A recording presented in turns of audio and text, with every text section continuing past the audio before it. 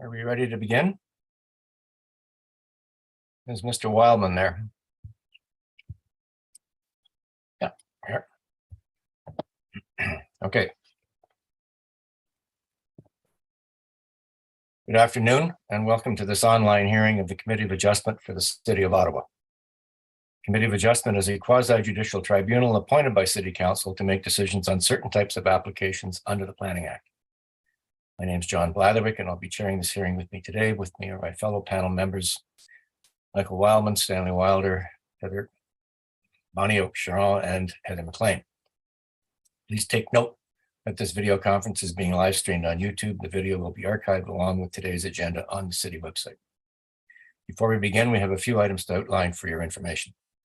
While the issues surrounding development in the city are broad, our mandate is quite limited. The committee cannot consider aspects of the proposal that are not related to the required variances: noise, pollution, property maintenance, property values, prosecution for illegal construction, personal comments regarding neighbors, agents, or applicants, additional variances without proper public notice. If there is an identified need for an additional variance or variances, including an increase in the extent of the relief required, the recirculation of the application is required. Part of the statutory notification requirements, each applicant was required to post a sign on the property and file a statutory declaration confirming the sign posting. And for my speakers list for today, I don't believe anybody has fulfilled that requirement, so we're going to have to administer the oath or solemn declaration to all applicants' agents proceed with their applications. Regarding quorum, if this is lost during the hearing due to technical difficulties, the proceedings will be paused to allow time for the resolution of the issue. Failing the ability to reinstate quorum, hearing of the items remaining will resume at the outset of the next regularly scheduled meeting of the committee. In terms of the hearing process, listed on the agenda and appearing on the screen are the applications we will hear today. For the sake of efficiency, the committee may deal with agenda items in a different order. Note that the committee members have reviewed the application materials prior to this hearing and any written submissions received in support or in opposition. In addition, the committee will hear today oral submissions from any interested parties as part of our proceedings. The committee may ask for a brief presentation by the applicant, followed by questions from the members where clarification may be needed. The public submissions portion of the hearing will then begin, and any interested parties will be invited to make their submissions to the committee. Panel members may then ask follow-up questions where additional clarification may be required. When you are called upon to provide your comments, we will ask you to do the following. Start with stating your name and municipal address for the record. We may ask you to spell your name. And begin your submission by addressing your comments to the panel members. You may ask questions, but please direct them to the chair. Please limit your comments to a maximum of 5 minutes. Any exceptions will be at the committee's discretion. Once all interested parties have had an opportunity to address the panel, the public submissions portion of the hearing will then be closed. The committee will then make an oral decision to either grant or deny the application. The committee may also choose to reserve its decision. In such case, the panel will deliberate further on the evidence presented immediately following adjournment of the public hearing. In either case, the committee will send, within 10 days of its decision, and to all the parties and those who have requested it, a written decision that sets out the reasons for the decision. All decisions of the committee are subject to a 20-day appeal period, during which the decision can be appealed to the Ontario Land Tribunal for a fee.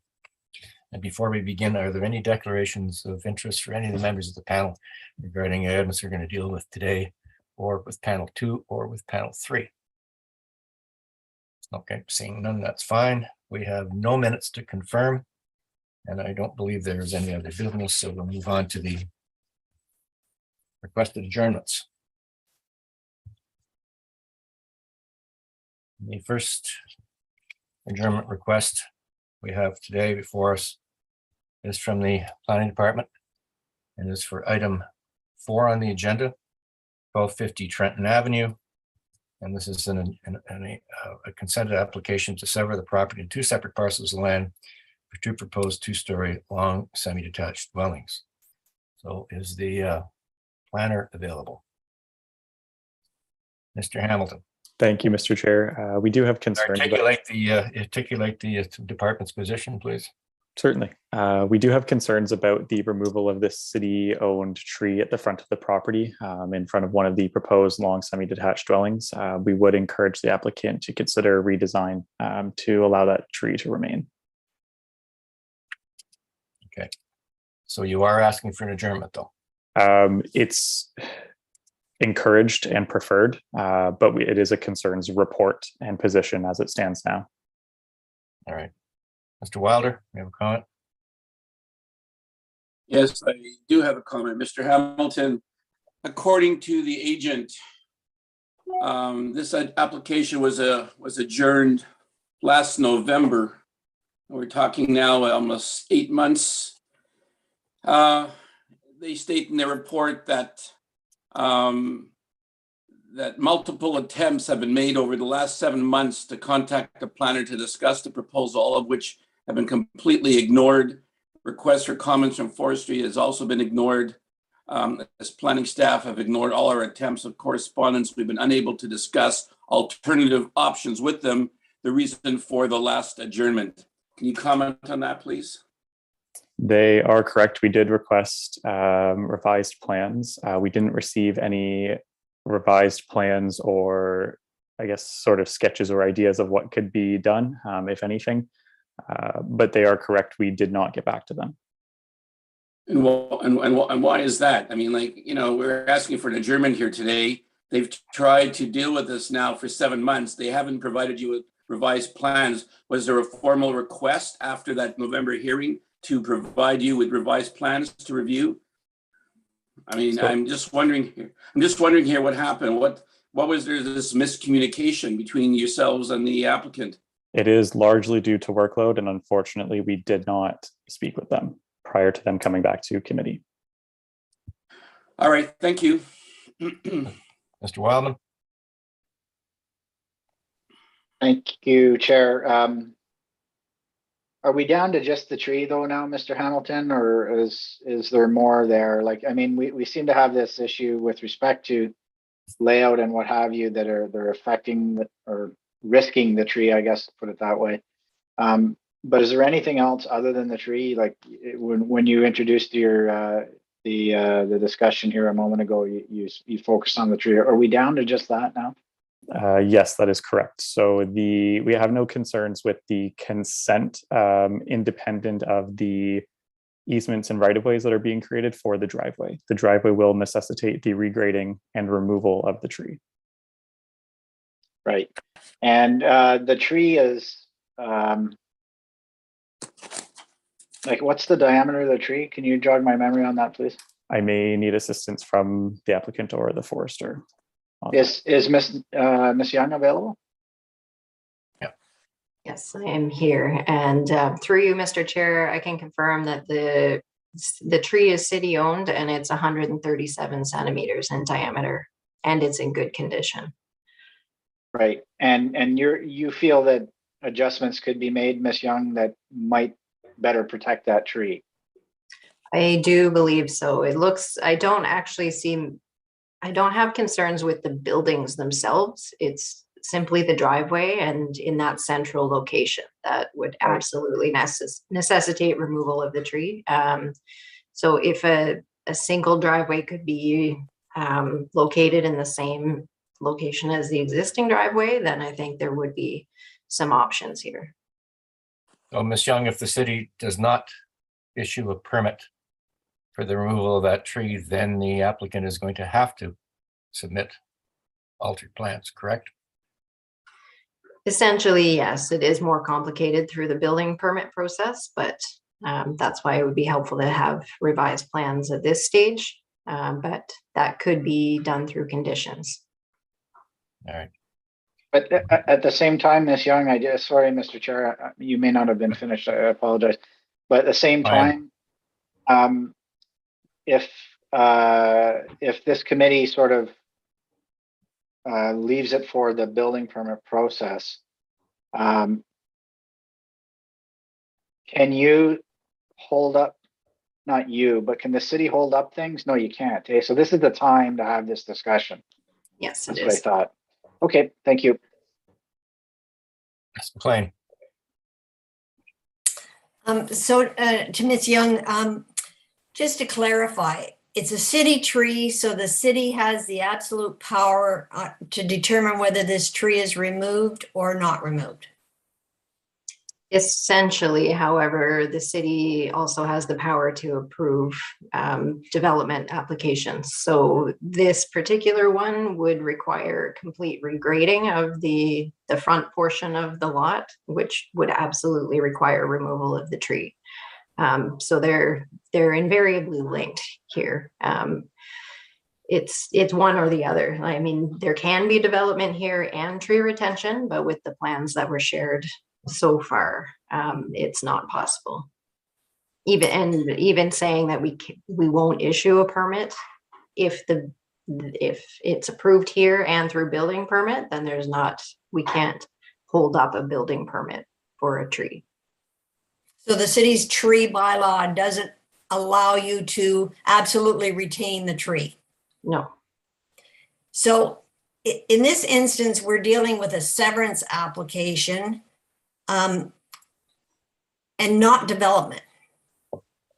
So I'm finding it difficult to relate an issue that seems to be related to potential development when we're being asked to create 2 lots that comply with the zoning bylaw. The other struggle that I'm having is the committee's jurisdiction deals with private property only, and we're not dealing with trees on the private property. And so I'm having a struggle with the city's powers versus the committee's jurisdiction, given the fact that we're we're dealing with a consent application to create complying lots. So I'm struggling with the city's ability or not ability to retain their own tree. And if you said, no, we're not going to take the tree down, then the applicant has to come up with another plan, I guess. So am I wrong here? Or? Yeah, through you, Mr. Chair, they are linked. So we can say no to issuing a permit. And this is why I have included those conditions. I'm not sure if you had the chance to read through them, but Yes, we received them. I do understand that this is just a severance application. So I don't really have concerns with the severance itself, as long as it doesn't relate to the driveway location. And that's why I think this can be addressed through conditions that the plans, when they are developed to allow the retention of this tree. The plans that were provided are not developed with tree protection accounted for. So it is kind of a mix here. But I think if we do want to break it right down to the severance only, then we can rely on the conditions. And that includes the conditions that the extra conditions that you supplied us with yesterday. Yes, that's right. Okay. Mr. Wildman? Thank you, Mr. Chair. 2 more things. Ms. Young, if this committee were to set aside any conditions for the trees, and if a building permit were issued as proposed right now anyways, with the plans, there's a high probability that this city-owned tree would be lost, permit or not, right? Okay. And secondly, I do recall Mr. Mark saying that at the severance stage, it is the appropriate time for this committee to apply conditions. So I'm comfortable applying conditions. I remember his exact sentence when he said it. So I'm comfortable with that. So Mr. Chair, I'm in your hands. I mean, however the committee wishes to deal with this, I'm willing to make a decision, or I'm also willing to suggest an adjournment. Mr. Tallis, you're the agent for the applicant. You're aware of the conversations we've been having for the last 15 minutes. You're aware. I'm assuming you've seen the conditions that the additional 2 conditions that Forestry provided yesterday. Oh, Mr. McRae. Oh, that's Mr. Tallis. Is Mr. Tallis there? I think it's Mr. Segreto. Mr. Segreto. Okay, Mr. Segreto. Good afternoon, Mr. Chair, committee members. So you've heard the back and forth on an adjournment. I have, and my client is. We've waited long enough for this. We would like to proceed with our application today. With respect to revised plans. We did send in some revised sketches, Mr. Chair. We really did. And we showed that there was a driveway off to the one side near the hydro pole and with the driveway down the middle. So there were some sketches that were sent in during that 6 months that we've been waiting to hear from them. But we would like to proceed if possible today. Okay, and I assume, Mr. Segreto, that you understand that if the city says no to removal of the tree, you're going to have to revise your plans. If that's the case at the end of the day, basically that tree will dictate, no matter what development goes on this property, that if that tree stays, there'll be no development going on this property with respect to, as of right, even if we were to build a straightforward semi, there would be issues with the root system of this tree. There would be issues with the servicing of this tree, whether it was a straightforward semi, whether it was a single, or whether it was a duplex. So no matter what you do on this thing here, if you look at the plan that from the tree report, you can clearly see that there'll be issues with the root system. All right. Thank you, Mr. Segreto. Mr. Wilder?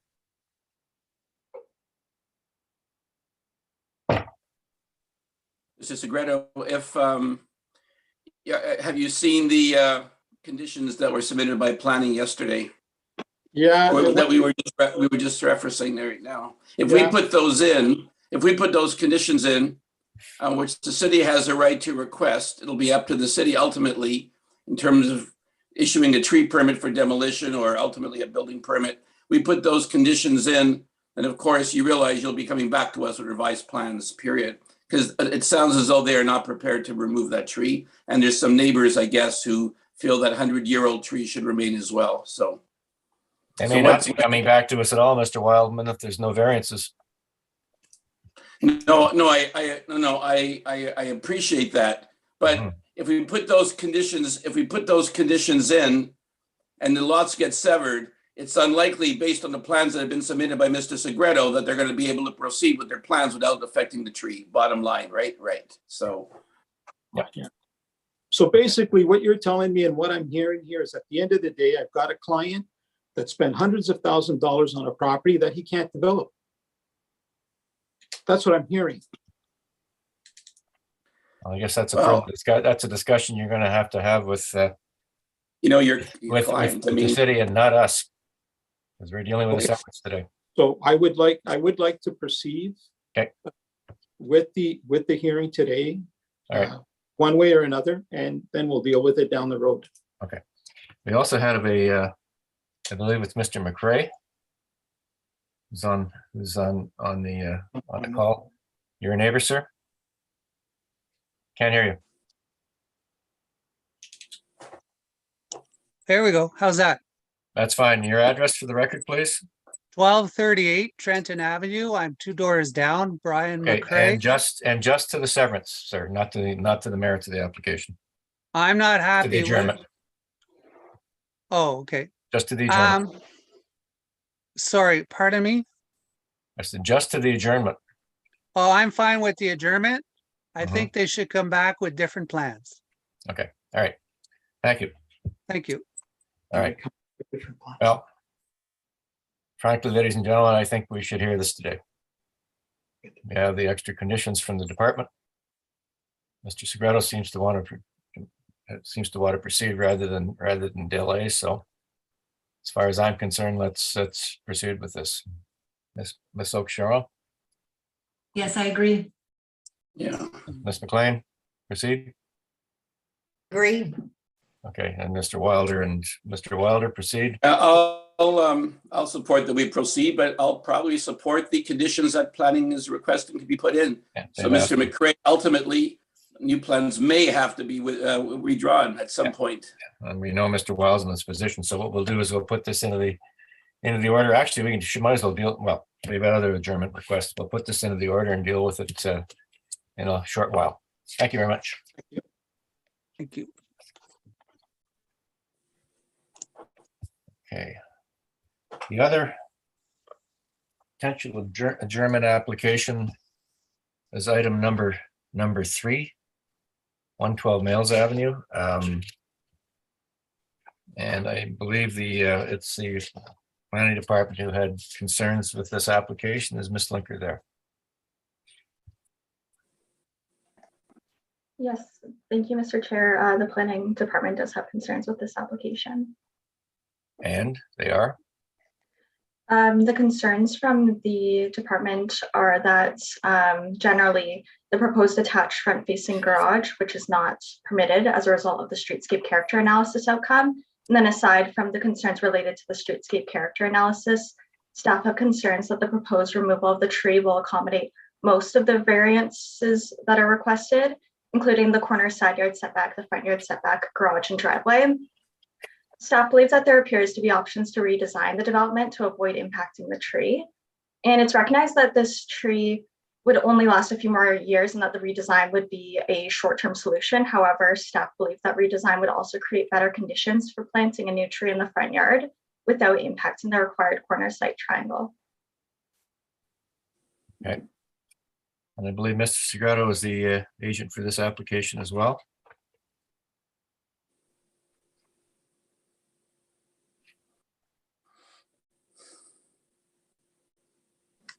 Hello, sorry. That's okay. Yeah, You've heard the department's comments, Mr. Segreto. Do we adjourn this or do we proceed? Problem here is, Mr. Chair, is I didn't do the plans for this specific property. The owner's out of the country and another company did the plans for it. Maybe what we should do is we should sine die the file so I can talk with the other person that designed the house to see if there's alternatives. So maybe we should do that. All right. Yeah. Members of the Mr. Wildman, comment?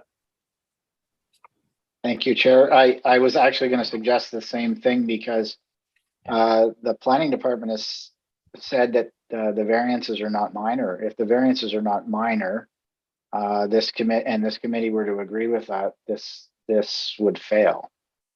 So it probably is a good idea to go back and spend a bit of time seeing if the details can be worked out to everybody's satisfaction. Okay. All right, Mr. Segreto suggests that we adjourn sine die. All in favor of adjourning this application, sine die? All right. Item number 3 is adjourned sine die. Thank you, Mr. Segreto. Thank you. And before we move to the main agenda, I could talk to Ms. Daouvry, item number 5. Yeah, 50 Gilmore. Which is back before us after 3 previous adjournments.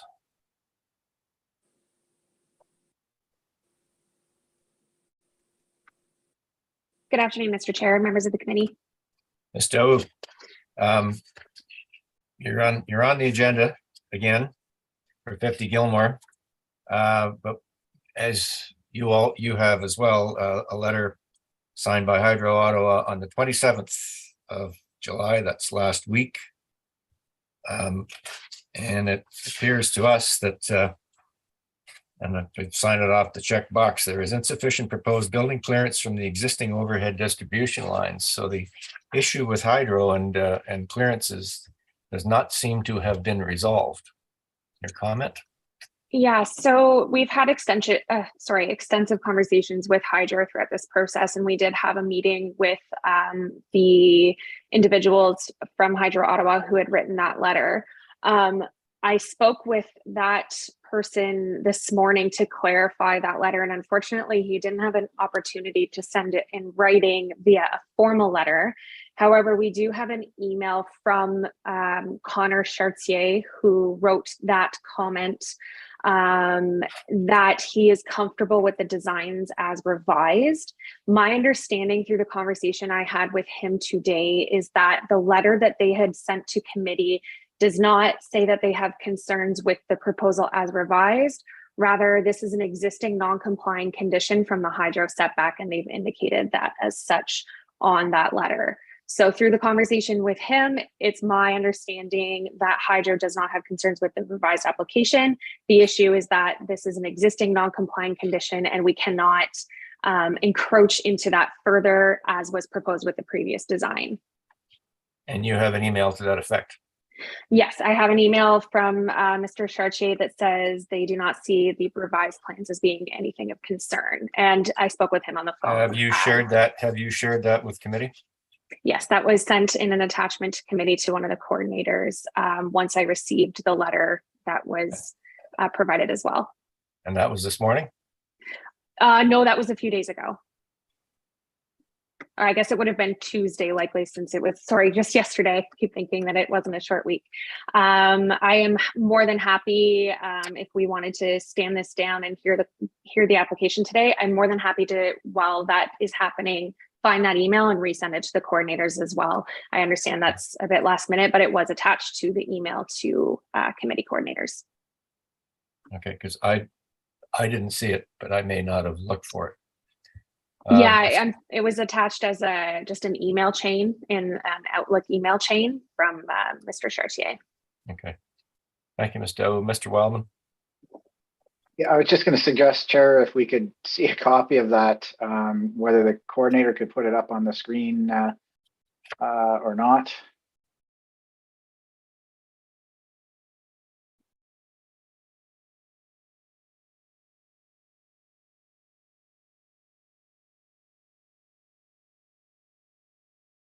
So if I may speak to this, Mr. Chair, just to clarify the correspondence. So if we scroll just a little bit lower down, the email provided by Sylvie Tessé, she was the designer on the file, that enclosed the revised plans that were provided to committee. My email was requesting clarification that this would be acceptable from Hydro's perspective. Mr. Chartier's response was above, saying that they believe that this would be acceptable, noting that they need to be notified of any work going on the existing overhang that's along Gilmore Street. And then the above letter was confirming that all we would need was that letter. And unfortunately, when I discussed with Connor, I clarified that it was a bit confusing to committee, and I understood that as well. And I did verbally speak to him, confirming that that would be acceptable for their purposes as well. Okay, so what you're telling us is that we can proceed with this application today. Yes, I would be comfortable proceeding with the application. Okay. All right. Members of the committee are satisfied with the responses we've had from the applicant's agent? Okay. All right. What we'll do then is we'll put that into the normal order and proceed when it comes up. Thank you. Thanks so much. Okay. So. All right. We'll now deal with we've adjourned item 3. We'll now deal with the other items in order.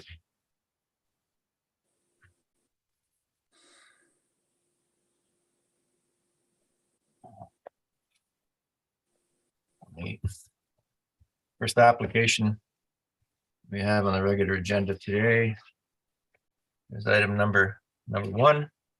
9193 Holland Avenue, and this is to permit a reduced building step back, rear yard setback, and increased building height for a new 6-story mixed-use building.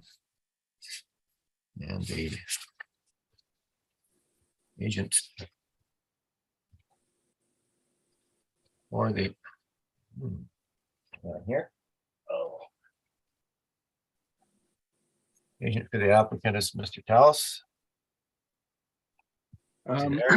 Craig Giller is actually going to do our presentation. He's the architect on the file. All right. I'm not sure if he's put his hand up. And who's going to take the oath? Hi, can everyone hear me okay? Yep. Who's taking the oath of or solemn declaration regarding the signposting? Yeah. I believe that would be Joe. I'll be taking it. Yes, I put up the sign. All right. All right, Mr. Tallis, do you solemnly swear or affirm that the notice provided to you as part of the application process and by the committee was posted at the property to which the application applies for the prescribed number of days before the hearing and clearly visible and legible during the entirety of that time? Yes.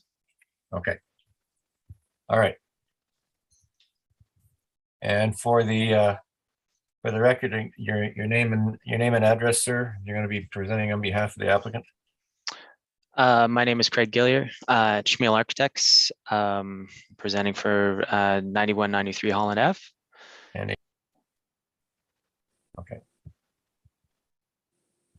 okay. So briefly on this application, please. I did send a little slideshow. Okay. Okay. So this is the property at 9193 Holland. We're proposing 32 units on 6 stories with a amenity space projection above the 6th. You can go to the next slide. This is the relationship of the ground floor. So there's 2 units at the rear of the site and a commercial space on the ground floor. Next slide. This is a typical floor. I selected the 5th because this is the one that pertains to the minor variances. As you can see on the front yard facing Holland Ave, we have a 3-meter setback and with permitted projection balconies. And at the rear of the yard, we set back 7 meters with, again, permitted projection balconies there. So next slide. And then this is the rooftop amenity space above the 6th floor. And this is the reason for the request for the height variance? Yes, this is for one of the variances, yes. So what we're requesting is to have a universal washroom as well as an elevator lobby space to facilitate the outdoor amenity space. And if that proposal wasn't in your application, then there'd be no variance for height requested. That is correct, yeah. Okay, please proceed. Okay, the next slide, please. So these are the east and west elevations. So the east elevation being the rear and the west elevation being the front. Next slide. These are the north and south. They're pretty much abutting the adjacent properties, not a lot of glazing there. Next slide. And this one, it's just an axo view from the model I feel will be the most helpful. And that's what's there right now? Well, it will be there. This is what we're proposing, yes. Yeah. So we're requesting 3 setbacks. Do you want me to speak to each one individually or just kind of address any questions that come up? Just speak to them and the 4 tests as well, please. Okay, so for the first one, to permit a reduced setback of 0 meters, whereas the bylaw requires a minimum step back above the 3rd story of 2 meters from the wall facing the front lot line. We feel it's what we proposed is desirable as it aligns with the front wall with the adjacent properties in terms of general location. We feel it meets Sorry, Chair. Could we get that picture, that last plan put back up so that we have something to look at while the agent is explaining it? It would be a lot more helpful, I think. Okay. Sorry to interrupt. No problem.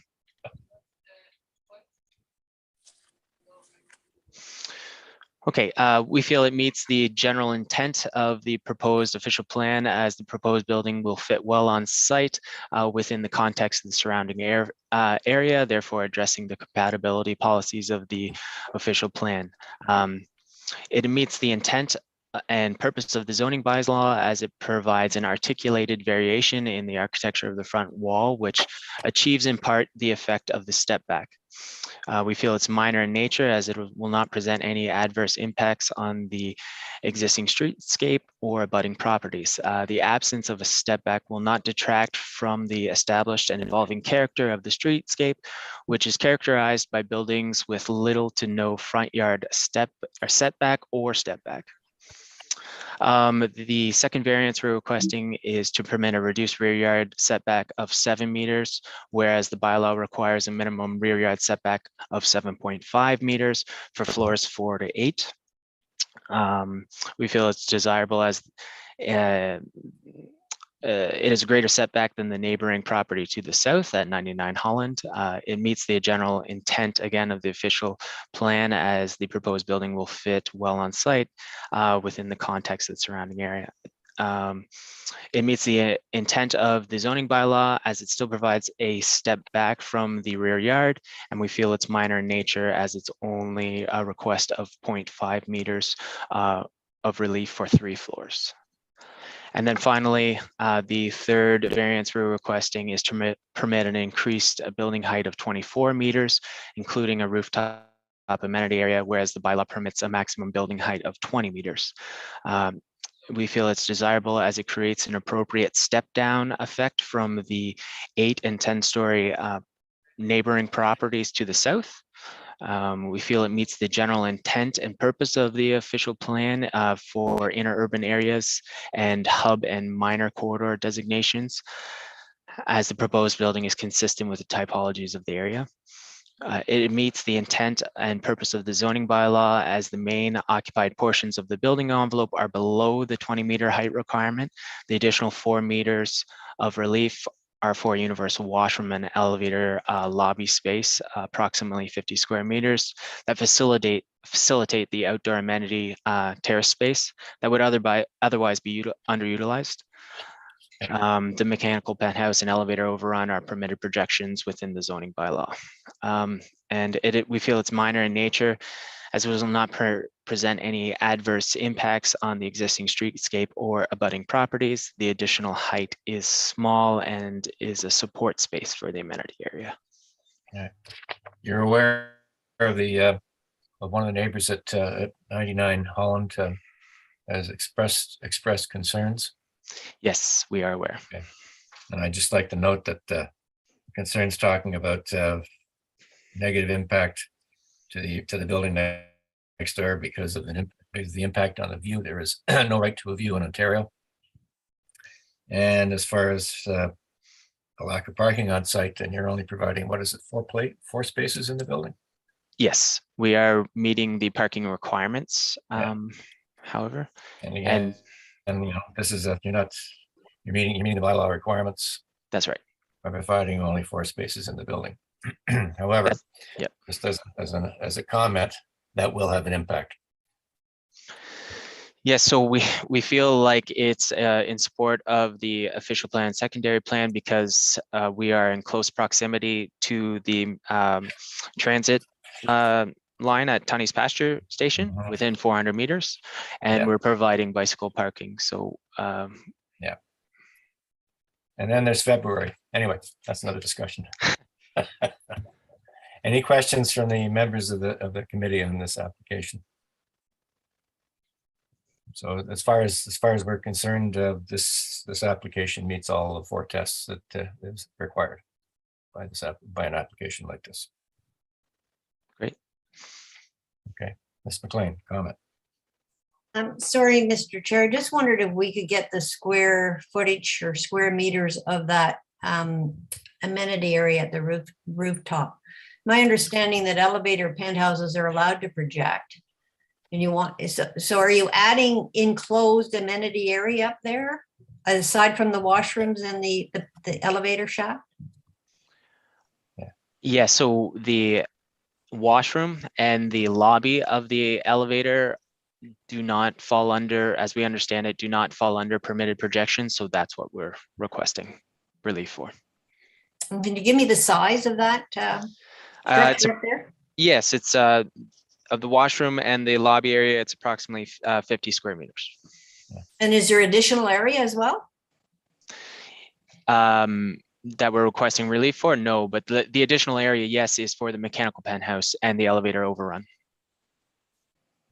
Okay. Is there a limit on the amount of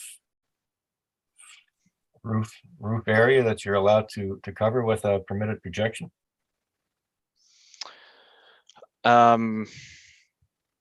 Offhand, I don't believe so, no. I know that some municipalities in this province have a 25% limit on permitted projections. But I'm not aware of anything. Mr. Hamilton, is there a limit on the amount of the size of the projection? I don't believe so, Mr. Chair. In section 65, I believe they are compliant. Okay. All right, that's what I sort of figured as well. All right, so We note that there are no conditions requested by the department. There are no objections. There were some concerns from one neighbor living next door, no one else. The local community association has not commented. It seems to be an acceptable application. All in favor of approving the application as presented to the committee? All right. Your application's approved. Good luck with your project. Thank you very much. Thank you, everyone. Thank you.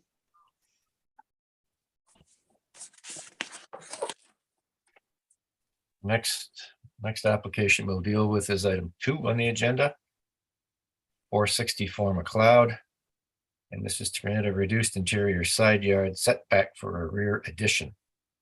And I note that that there's been a slight change to variance A, and it now reads to permit a reduced interior side yard setback of 0.83 meters, whereas the zoning bylaw requires a minimum interior side yard setback of 0.97 meters, not 1.2 meters. So that's the change. Is the applicant's agent there?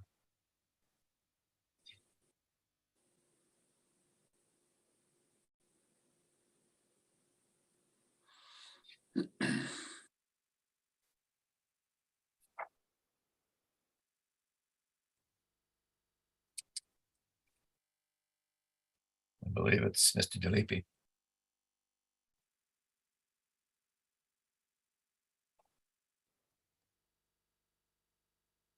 You are? Oh, hello. I'm Camille Bosley. I'm one of the owners at 464 McLeod Street. Is my agent Brian Sim or on the line? Okay. All right. I can try to speak to it if needed. Yeah. Okay. Just very, very briefly, what are you requesting? Absolutely. I see actually Brian has just joined. He's probably best placed to speak to it. Okay. Brian. Okay. Since you're the owner, though, we have to administer the oath or solemn declaration. For sure. So I'll have you online. Do you solemnly swear or affirm that the notice provided to you as part of the application process and by the committee was posted at the property to which the application applies for the prescribed number of days before the hearing and clearly visible and legible during the entirety of that time? Yes, it was. Okay. Okay, Mr. Sim, very briefly on this application. Okay, great. So I'm Brian Sim, from Ottawa General Contractors, representing the owners here at 464 McLeod. We are requesting for a reduced side yard setback. And the existing setback is 1.2 meters. We are requesting a relief to 0.83 meters, where the distance from the existing property is 0.74. So we are relieving a little bit, checking it in towards away from the property line, slightly from the existing, but we are looking to essentially square off the existing house, existing non-conforming as much as possible, with doing a little bit of relief just to ease that side yard setback. That is the only variance we're requesting. Building height's going to stay the same, and the rear yard is well within the guidelines. So what right now the existing situation is you're 0.74 away from the property line, and your addition is going to be 0.83. That's right. Okay, so if you're towards compliance, but not quite there. That's right. And the general purpose of this is form and function of the building, aesthetically pleasing, and not creating any adverse effects from the existing structure. Yeah, and I mean, we note that there are no objections, no concerns. None of the neighbors have commented. All right, and there's no conditions being asked to be imposed. Any questions from the members of the panel? All in favor of this application as presented to us? Your application's approved. Good luck with your project. Thank you very much. You're welcome. Thank you.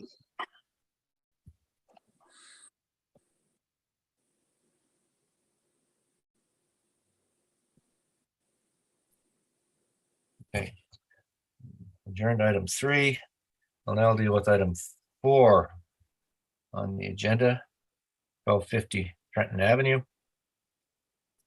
And this is an agenda, a consent to sever the property in 2 separate parcels of land for 2 proposed long semi-detached dwellings. And Mr. Segreto is the agent for the applicant. So we'll have to administer the oath. Mr. Segreto, you solemnly swear or affirm that the notice provided to you as part of the application process and by the committee was posted at the property to which the application applies for the prescribed number of days before the hearing and clearly visible and legible during the entirety of that time. I do swear. All right, please proceed, Mr. Segreto. So again, Mr. Chair, as was discussed, basically it's an application that's in front of you here today. It's a straight consent application. There are no variances at all on this proposal that we have in front of you. I did read the conditions, went over them with the amended conditions that were sent in yesterday, and we're fine with those conditions, and we're fine with all the other conditions that are in place with respect to cash in lieu of parkland, with grading, so on and so forth. But essentially, it is what it is. The trees in front, we would like to proceed, hopefully, with trying to get a building permit. My understanding is that we'll have to do some revised drawings with respect to obtaining a building permit should this severance be successful. And you're aware, and you have a copy of the additional conditions that the forestry department has asked us to impose. Yes, I am. Okay. Since this is a consent application, Mr. Segreto, did you address the requirements for consent in your application? I believe I did. I think I did. So as far as you're concerned, the proposal is consistent with provincial policy statement 2020? I think so. The plan of subdivision is not needed for the proper and orderly development of the municipality? I think so. It's not needed. And the proposal is adequate regard for subdivision criteria in section 51 sub 24 of the Planning Act. I believe it is. And if you look at some of our most recent consent application approvals, you will note that that is all in the text of our approvals. So from this point forward, I think you need to address those either in a written format before the application or verbally before the panel. Thank you. I will. To convince us that you don't need a plan of subdivision. Thank you. All right. Okay. So just to be clear, there are, well, I guess there'll be 6 conditions plus the additional one that forestry has asked for. Cash in lieu, existing dwelling removes sewer services capped at the sewer, existing water service blanked at the water main. Independent services, demolition of accessory structure in accordance with the demolition permanent relocation of it in conformity with the zoning bylaw. A grading and drainage plan, which is standard stuff. A joint use and maintenance agreement. And the 2 conditions that had been added yesterday by forestry. But an agreement with the city at the expense of the owners. Revised site and grading plan with driveway services, retaining walls, and grading situated to reduce any excavation within the critical root zone of protected trees, and or to provide sufficient soil volume to plant new trees to the satisfaction of the general manager of the Planning, Real Estate, and Economic Development Department, or his or her designate. The tree information report must be revised to show the accurate tree protection areas and to reflect these changes. And B of that additional condition is that the owner agree to provide securities for a period of 3 years following the completion of the construction, which is equivalent to the value of the tree to be protected. The owner will agree that security shall be returned to the owner only upon the city having received a report from the arborist or appropriate professional confirming that tree number 1 remains in good health, et cetera, et cetera, et cetera. Yeah, I have that report and I agree with it. And the applicant you're representing is okay with that? Yes, he is. Okay. And the applicant also realizes that you may end up having to modify your plans for the development of the property. Yes, he forward on this. Okay. We have Mr. McCrae, who is online, who is a resident at 1238 Trenton Avenue. Mr. McRae. Yes, I live, Yes. I own the house and grew up at the house 2 doors down, 1238. Okay. And your comment on the severance application, Mr. McRae? Well, it's not so much the severance of the property to divide it in half, but it's the comment to build the 4 houses. You're building right into the backyard and the laneways will go through the center. People will be parking their cars in the backyard.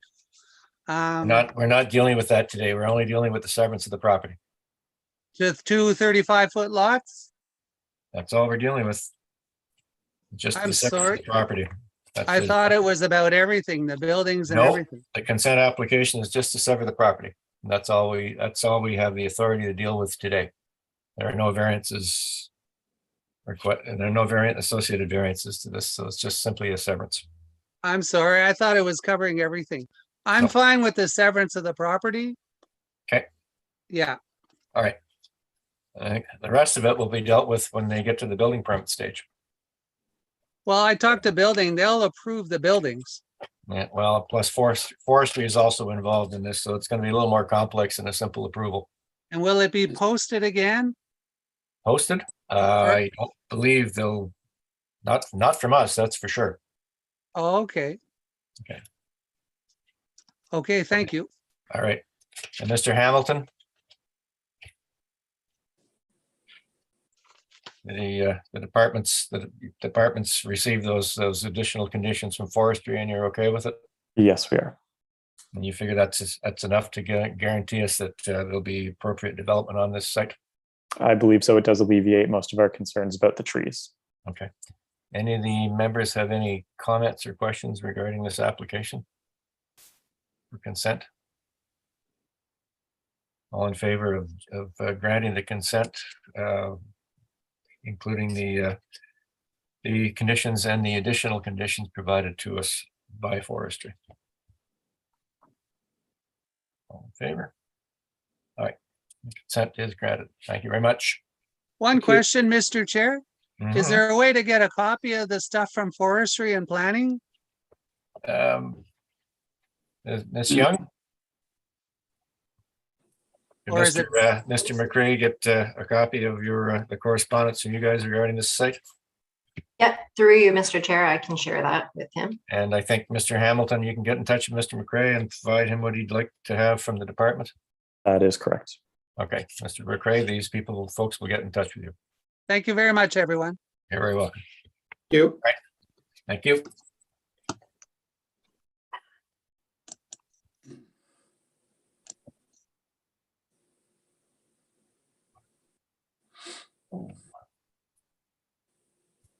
The next item we'll deal with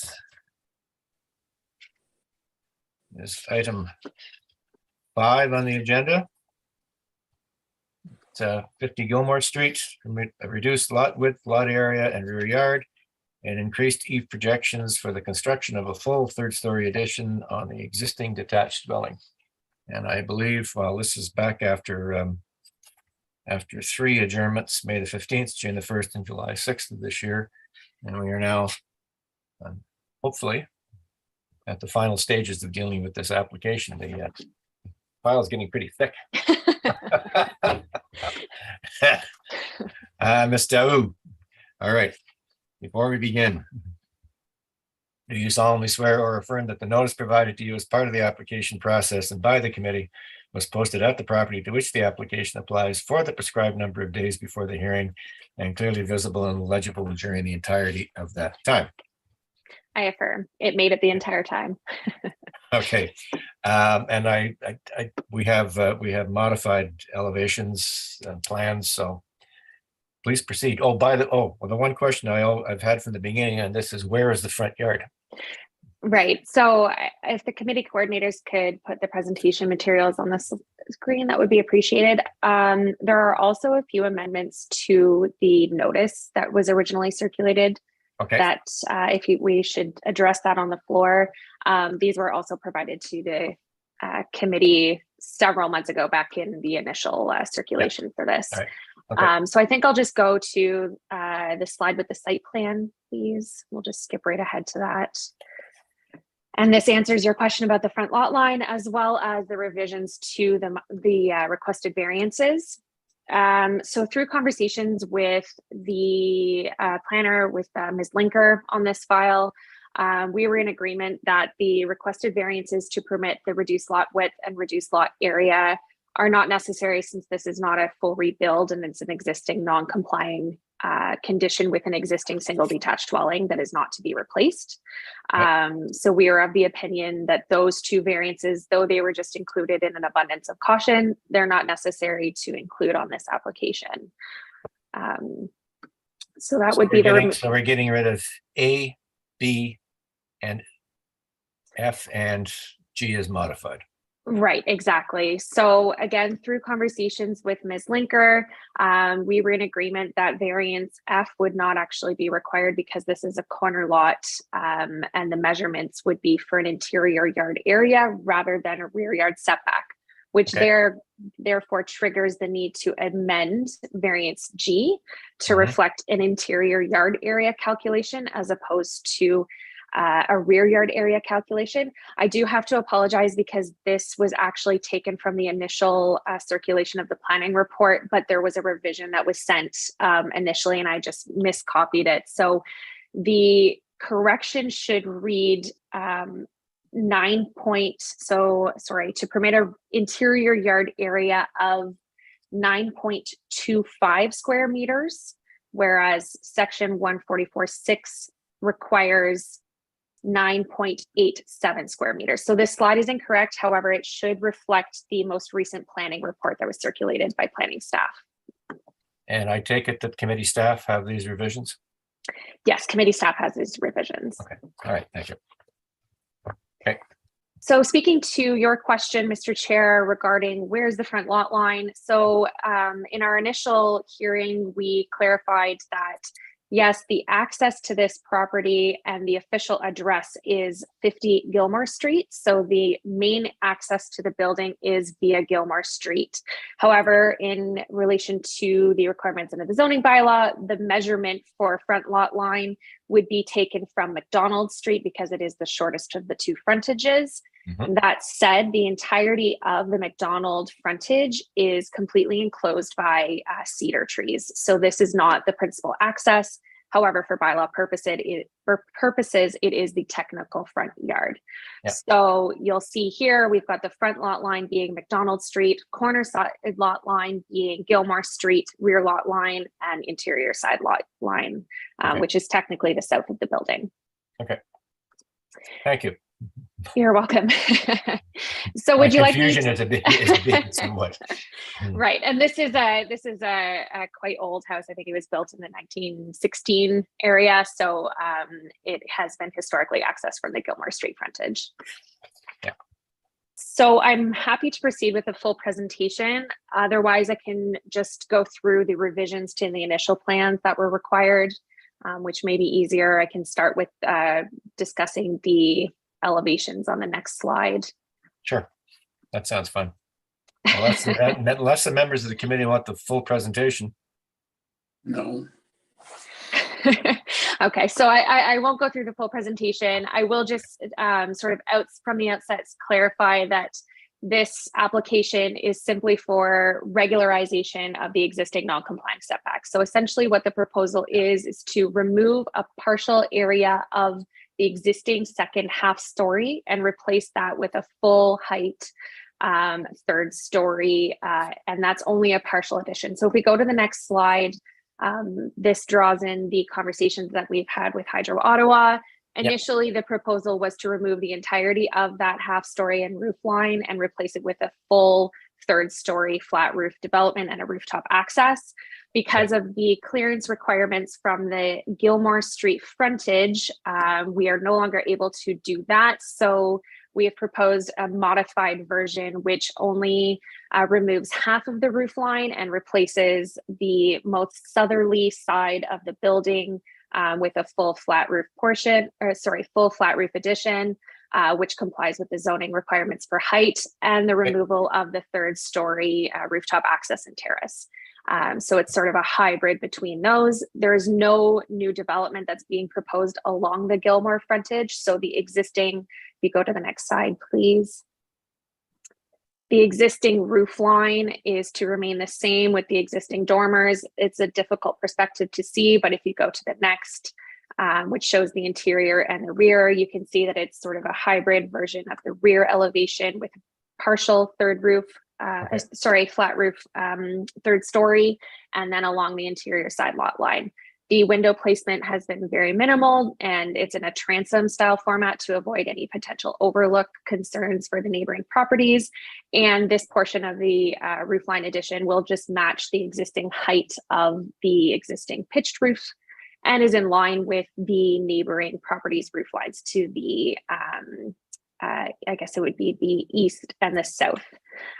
So there will be no overlook or privacy concerns with this addition. Right. Next slide just shows some context imagery. There's quite a variety of building heights and roofline typologies in this community. It's in the Golden Triangle neighborhood. Also, the existing non-complying setbacks are quite typical for this area. There are many, many examples with very sort of tight urban lot fabric in this condition. Will just continue in its existing format. Okay. Would you like me to go through the 4 tests or? Please. Okay, sure. So the next slide, please.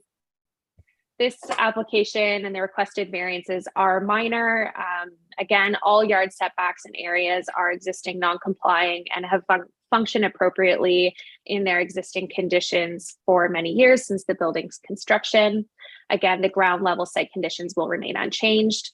These variances will facilitate partial replacement of the existing half-story roof line and extension of the existing exterior walls only on the south facade, which will create a partial full third story without increasing the extent of the non-compliant conditions, which will make a more livable and functional third story for the owners of the home. The proposed new roof line along the south facade matches the existing peak along Gilmore, and the massing and scale is compatible with this neighborhood context. The Gilmore frontage, again, will remain unchanged, and the required corner side yard setback and eaves variances just regularize the existing non-compliant conditions. Those strategic transom style window placements will mitigate any potential overlook concerns, and then the existing the proposed eaves on the south facade are actually an improvement on the existing conditions with no impacts to the neighboring property to the south. The proposal meets the intent and purpose of the existing official plan with a compatible design to the surroundings, which generally features 2 to 3 story dwellings with peaked or flat roofs and many examples of low-rise flat roof apartment buildings. Again, as I had mentioned, the narrow yard setbacks are quite typical in this tight urban lot fabric, and the third story addition will have no impact on the site functionality. Further, it's desirable and appropriate from a heritage perspective to retain and preserve this existing building, which is on the City of Ottawa's Heritage Register, is not designated. However, it is appropriate to retain and renovate that existing property in this configuration. The proposal meets the intent and purpose of the new official plan by allowing for a larger typology of family-sized dwellings and a diversity of housing choice, as well as retention of the existing soft landscaping features and trees that are in particular along the front of this existing building. Next slide, please. The proposal meets the intent and purpose of the setback and yard area requirements with the existing conditions being maintained at ground level, only triggering the need for variances to regularize those conditions with the partial third story addition. Again, it follows that existing building envelope and does not increase or worsen the extent of the existing non-complying conditions. The open space and landscaping at ground level will be retained, and the third story addition will not create any undue overlook concerns as the addition is oriented towards the roofline of the neighboring properties. Again, this is an existing and permitted form of development, which enjoys legal non-compliant setbacks that have functioned successfully since its original construction. The retention and modest renovation to this existing dwelling is appropriate and desirable, considering it is on the city's heritage register, and it does retain the general existing character of the home. this modest partial third story addition matches the existing setbacks and is compatible with the surroundings. And overall, we are of the opinion that it represents good land use planning. Okay. And I'm happy to answer any questions as always.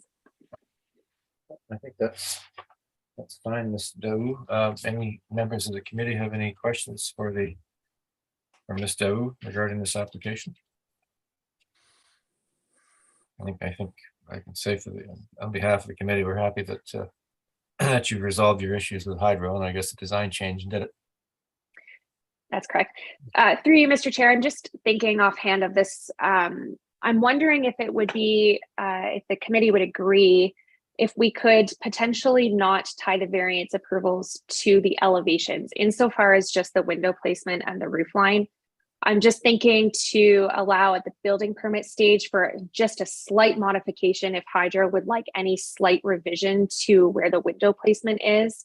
I don't anticipate any issues, but just in a very much abundance of caution for that particular provision if the committee agrees. So you're asking us to approve generally according to plans filed?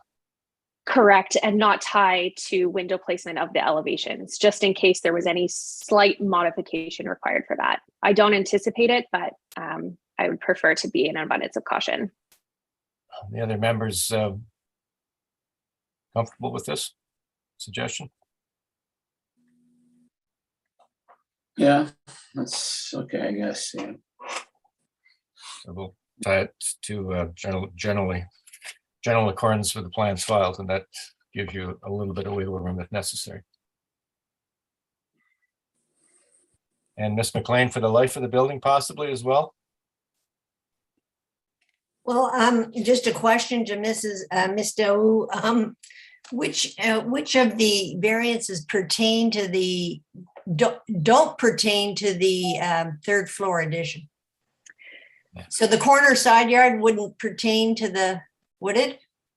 That's correct. So the corner side yard setback does not pertain to the addition any longer. It did in the initial iteration because we're extending that corner sidewall facade. Technically, and we did have this conversation with Ms. Linker, technically that corner side yard setback reduction request is not required in the sense of that third story building wall does not extend at that side. However, we wanted to leave it just in an abundance of caution at the building permit stage. So otherwise, the variances for front yard setback reduction, interior side yard setback, and rear yard setback reduction would pertain, as well as the eaves, in particular related to the proposed eaves on the south property line, as opposed to the requested 0.0 meter eave, which is along the corner side yard setback. So I think just to clarify that variance D is the only one we would tie to the life. The rest of the variances would be tied to generally in accordance with the plans filed. Yeah. Is that okay, Ms. Daou?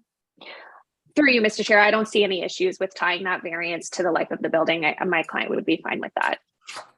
Okay. Again, to further clarify, this is a property that is listed on the Heritage Register as well. So if there was any application for demolition, it would have a separate process to go through as well through the city's heritage review process as well. Okay. All right. Anything further, Ms. McLean? No, Mr. Chair. Okay, so what we have here is a modified application. We have new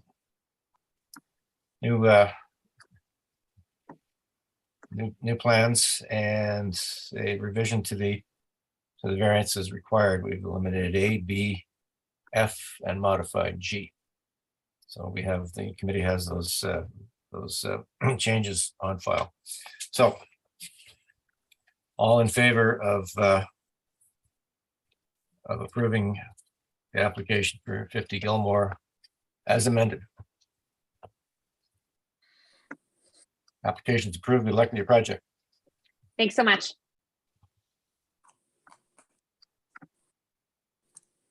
All right. The next application on the agenda today is item number 6, 155 Fifth Avenue, and this is an application to permit an increased eave projection and reduced side yard for renovations to the existing dwelling, including a new flat roof. And I believe the agent's applicant, or the applicant's agent, is Mr. Paxton.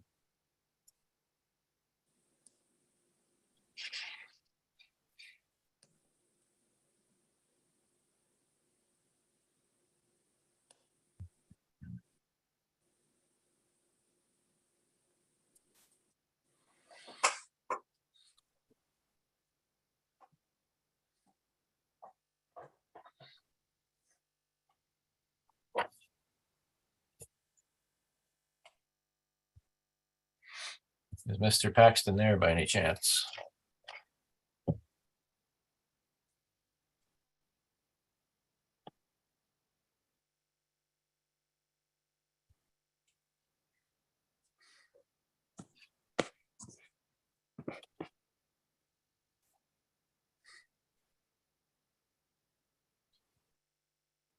Possibility we could call Mr. Paxton, or remind him that he's got an agenda item in today's hearing.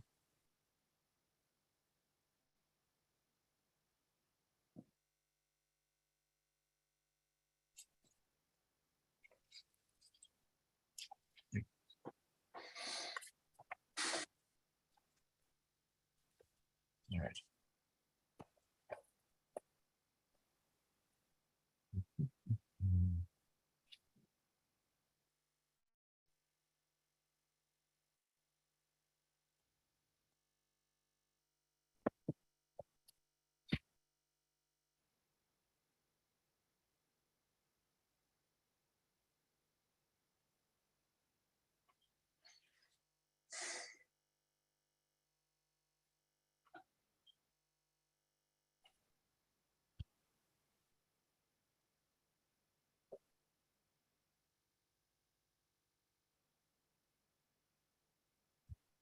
So I'm assuming we can't get through to Mr. Paxton.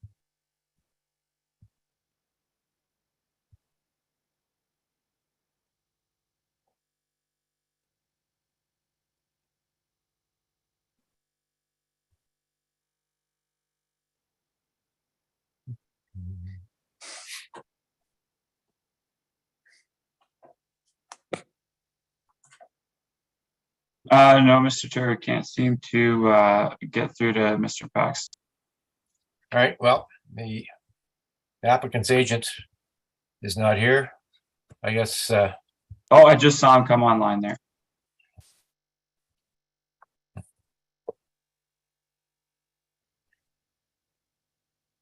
Okay.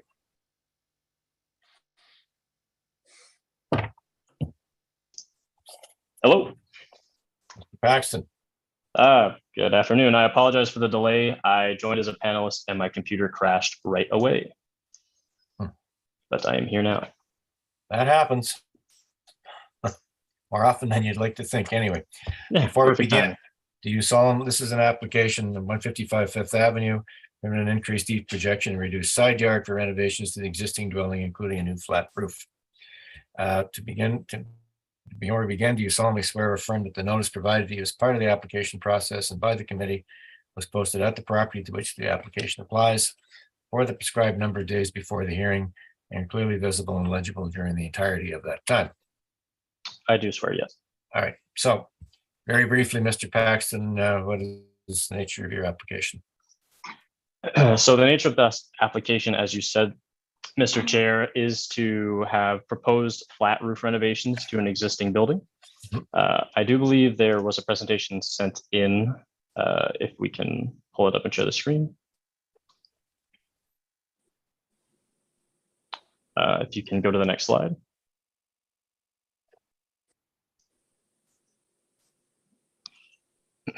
Yes. So the purpose of this project essentially is this is an existing building locating at 155 Fifth Avenue and is a typical Part 9 code construction built in the 1980s with an interior alteration and small story mudroom addition added in 2016. Now, the existing structure has otherwise remained unaltered since its construction, but it is legal non-conforming with the current Ottawa zoning bylaw. Okay. So CEL, or Capacity Engineering, my company, was first brought in to address durability concerns on the northern wall, which you can see on the 2 satellite images on the slide in front of you. And the issue is the current sloped roof drains to the north wall and has caused extensive rot and damages to the building envelope and structure. So as part of the project, we are fixing these extensive rot issues, bringing the building back to its proposed current non-damaged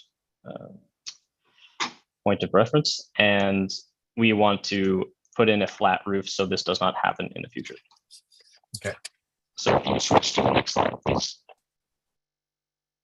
So we are requesting 2 main variances. One is for the interior side yard setback, which the bylaw requirement is 1.8 meters total with a minimum 0.6 meters required. And the variance is to permit a minimum interior side yard setback of 0 meters from the west lot line. The other variance we're requesting relief from is the interior side lot line setback for permitted projection of eaves. And the bylaw states that eaves are to be no closer than 0.3 meters to a lot line. We wish to have an eave or an overhang on the back of this proposed flat roof to be located no more than 0 meters from the interior side lot line. Next slide, please. And what's the impact of having the eaves at 0 setback from the lot line? We believe that in essence, the eave, actually, if you go to slide 7, I believe, it's probably better to have a visual here. Mm-hmm. So on slide 7, you can see that on 1S1, the dotted line at the top side of the building represents the existing wall of this building, and we wish to have a 1 foot 6 inch overhang added as part of the proposed flat roof. So we believe that this doesn't have much of a impact on the building as a whole or the adjacent lots, as we are draining all the water to the right side of the building where it already drains to currently. And the overhang, as well as the wall extension upward on the north wall, already aligns with the west wall, which is built up to the lot line, which is legal non-conforming. Okay. So as far as you consider from a professional standpoint, there will be no impact on neighbors. Yes. Okay. I think Mr. Wildman has a question for you. I guess wondering, so from a maintenance, could we put that slide back up? From a maintenance standpoint, once it's built, if you had to get up there and clean out your eave or something, that would be done from the roof, I assume? Yes. And in terms of, I guess, like when you're constructing, is the construction going to occur from the roof as well? The construction will be on the current sloped roof assembly. I think on the previous slide to this one, it gives a more of an elevation to see what the existing proposed looks like. But the construction on site will take mostly on the right side of the building, which is in the laneway. That's where they're going to store all the construction equipment and everything. And then they'll be modifying the existing structure on site. Yeah, I guess my thought is, or my question, I guess, is just, is there going to be a future maintenance issue more in terms of the fact that you're right up to the lot line now? But I think you've answered my question that they could still get to things from the roof. Yes, and from the east side of the building in the laneway, the roof is very accessible by ladder. So I don't believe that that would be a maintenance concern. Okay, thank you. Anything further, Mr. Wildman? Ms. McLean? Just to clarify, none of this new construction will extend over the lot line. Am I clear on that? Yeah. Yes, you're very clear. Thank you. Okay. Any further questions for the applicant's agent? So as far as the 4 tests are concerned. Yeah, so as far as the 4 tests are concerned, we feel that this variance is minor, as the overhang, only 0.3 meters of the overhang of the proposed flat roof is non-conforming with the bylaw, but it's already built up to the west wall, which is legal non-conforming. Okay. We also feel that the variant meets the intents and purpose of the official plan, as the current legal non-conforming west wall setback is typical in this area and it's functional within the context of the area. The proposed flat roof will end up raising the north wall or the top wall of the photo here, and the eave extension will have no impact on the lot as the changes are within the current building area and within the current building footprint. Now, the overhang will extend further over top of the building footprint, but won't actually impact the ground of the lot. Again, we feel that the variance requested meets the intended purpose of the zoning bylaw as the proposed roof modifications align with the already existing legal non-conforming west wall. And we also feel that the variance is appropriate and desirable for the intent and use of the land, as the proposed modifications is still in keeping with the built form of many other of the homes and dwellings in the neighborhood, including the direct neighbors. There will also be no impact on the space height of the proposed flat roof, as we intend for this proposed flat roof addition to match the already existing flat roof of the front of the building. We also think that since all the proposed roof alterations are within the building footprint and at the rear and not visible from the front, the face, scale, and style of the dwelling is preserved. Furthermore, with the increase in severe weather patterns we're noticing and the poor performance of the existing roof, the proposed roof design will mitigate any future damage to the building's envelope or structure. Okay. Thank you, Mr. Paxton. We note that this adjournment was because the issues that the planning department had with the previous application, but those have been resolved. Yes. With your change in design. There are no other comments from any of the technical agencies. Neither are there comments from the community association or nearby neighbors regarding this. All right, so to this application as modified, and to members of the panel, all in favor of granting this application for 155 Fifth Avenue. Right. The application is granted. Good luck with your project. Thank you very much, Mr. Chair. You're very welcome. And I believe that concludes the agenda for the 3rd of August, 2022. Well, thank you very much, ladies and gentlemen, and we'll see some of you again in 2 weeks.